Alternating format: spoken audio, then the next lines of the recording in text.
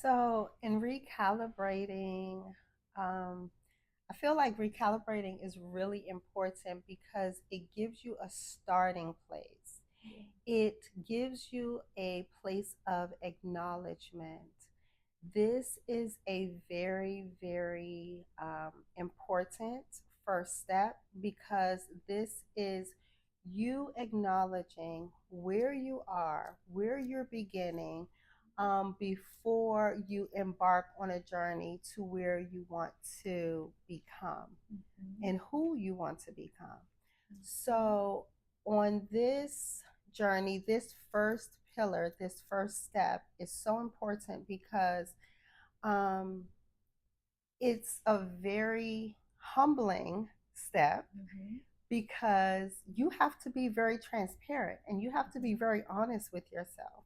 You can't run from what is being revealed to you. You cannot shy away from the things that are coming to the surface and that is coming to your remembrance regarding who you are, what you do, and all of those things. However, with this first step, I will say, as always, have grace for yourself because it's very, very, it's a very scary step because when you realize, man, I know for me, realizing that, um, I took my body through a lot of things that I should not have personally, with certain foods and different things like that.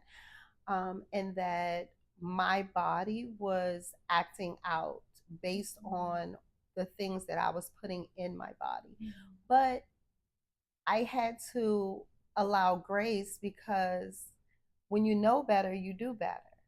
So once I realized what I was doing to my body and why I was experiencing some of the symptoms that I was experiencing, I realized that my body was just acting out. Like, girl, you can't eat that. Okay? You, you cannot eat that. I am going to have some burping going on. Okay? It's going to be, you're going to feel it. Okay? So I had to realize that I had to be patient with myself. And I mean, that's just something very surface, right? In in realizing some of the things that we go through, it's some dark, deep down things that sometimes is revealed. Yeah. So, I just made light of the situation, but so just show yourself grace. It's really important to embark on the journey to get to the actual rebirth. And the next pillar is so in receiving, I first had to release. I had to release negative self talk. I had to release um, things that I thought were um, habits and addictions, emotional addictions, and things that I thought was helping me was actually hindering me. Yeah. Because it was keeping me tied to my past. It was keeping me tied to um, mindsets that didn't serve me. And it could not and would not allow me to grow, or to receive because I was in a position of like fight or flight, right? My sympathetic nervous system was at an all time high. Anxiety was at an all time high. I was in a state of control. I was in a state of just, and I didn't think so at the time. Yeah. I thought that I was a very positive person, and I was a positive person, but when it came to myself, I had habits that I had to release in order to walk into the newness of who I wanted to become. And in me doing that, I had to let go of comfort foods. I had to let go of those things that gave me temporary satisfaction, but in the long run, it was just bad for me. It made me feel bad. I was sleepy. I was tired. I, I was bloated. I was constipated. I'm just going to talk about it. Okay. Relationships that didn't serve me, they were one sided. I was giving, 100%, and maybe someone else was giving 50, 40, 60%.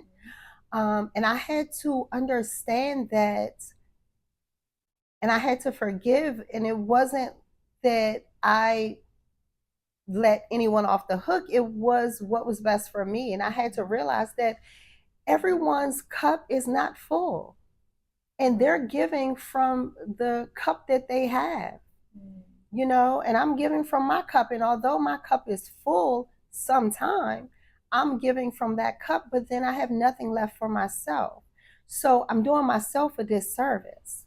So, it's almost like when I mentioned about the airplane, if anyone has ever been on an airplane, which I know all of you have, big travelers or whatever, world travelers, just like when the flight attendant tells you to put the oxygen mask on yourself first before you try to put it on the person beside you that you love the most, because you're no good to yourself or to them if you run out of oxygen first. So you have to be full. You have to be, full of oxygen or air or whatever it is. Your cup has to be full. You have to first do for yourself what you want to provide for others. Right. And so that's what I started doing. And so in receiving, I learned how to let go first. I learned how to release, and then I learned how to receive. And in receiving for me was really big because it was new. I didn't understand how to actually live the life that I wanted to live, and to be a person who didn't talk about positivity but actually exemplify positivity. I wanted to be what I spoke about. I wanted to show up in the room and bring what it was that I needed in that room, and not rely on anyone else to bring what I needed. I wanted to be it. I wanted to be the light. I wanted to be peace. I wanted to be freedom, positivity, courage, and all of those things. So I brought that in the room. I didn't depend on anyone else to bring that for me. And if it wasn't there, I made sure I brought it. And if it wasn't received, then I made sure when I left, it was felt that I left. And that is how I did that. So the way that I receive now is I start my day every day. I don't care what's going on in the world. I start my day with prayer, obviously, right? With prayer, because I believe in God. I want to tell him I appreciate him. I love him so much. And I want to show gratitude for the brand new day, because as real as it is, somebody didn't they just didn't make it. And so for me to wake up, and I just want to show gratitude. So that's what I do first. And then I go into meditation, and I make sure that I choose to do what is best for me. I don't allow my day to start and I'm just, just going through my day and allowing things to happen for me. No, no, no. I'm going to be intentional with my day. And so my meditation is pretty much about 30 minutes every single day, where I do breath work first, and I go into meditation. I release, I attract, I receive, I visualize, and I create the life that I want to see and the person that I want to be. And that is what I do. And that's my gift to myself, and that's my gift to the world. And that's just how I feel. And it keeps me grounded. It keeps me actually positive. And it what it does too, it aligns me with God. Whereas I am no longer trying to control things, but I'm allowing him to be God because he is God. And I'm not trying to control the situation. I am just a partner with him in whatever he wants to do through me, around me, with me. And that's what I want. And so that is what works for me as far as being a receiver of all of the good that I desire. Mm-hmm. Mm-hmm. That was so beautifully and eloquently said. Oh, thank you. Truly, because you've created a system that works for you. And through this system, you now see the results that has created who you are, right? And I think that the formula is key. Mm-hmm. The meditation, setting up that intentional moment with yourself Mm-hmm. to be able to bring down that sympathetic state to a parasympathetic state, calming yourself, being still with yourself, having that silence, Yes. bringing the peace, from within, and then being able to then take that next step into visualizing who you are rather than being in that rat race of anxiety or the rat race of just not even a rat race, but A rat race. the normalcy of just a bland lifestyle Yeah. without any purpose, Mm-hmm. you know, make it being very intentional about each moment that you live, every Yes. hour, every second, of every day, making sure that your heart and your mind and your soul and your body, everything is all aligned to Yes. the goals that it is that you have set in place. And like you said, not letting the world and the universe take control and shift you and change you, but you seizing control over your own life and the rewards and the results that you have the power to cultivate within yourself. Yeah. Yeah, I think it's really powerful. Wow. Yeah. Thank you. Hmm. Yeah. And through all of that, that's how we lead to the next step of seeing the rebirth, feeling the rebirth, seeing the change, that comes from the intentionality of the accountability of the release of what you're choosing to receive and having that truthfully be the reward of it all, the reward of the consistency, the reward of the discipline that it takes, the reward of, discipline is doing things that you don't necessarily want to do, the hard work that you don't want to do, but that you know is good for you. So, all in all, I guess those are our pillars, and you know, Yeah. I think the rebirth is so important because the rebirth is the outward manifestation right. of the work that was done, Mm-hmm. the intentional work that has been done behind closed doors. Mm-hmm. Mm-hmm. And so everyone wants to hurry and get to the manifestation or the Mm-hmm. rebirth Mm-hmm. and skip the other three Steps, pillars. yeah. Mm-hmm. But it doesn't work that way. Mm-hmm. You have to do the intentional work. What you don't choose, you allow. Mm-hmm. Mm-hmm. And so by default, that is your choice. Yeah.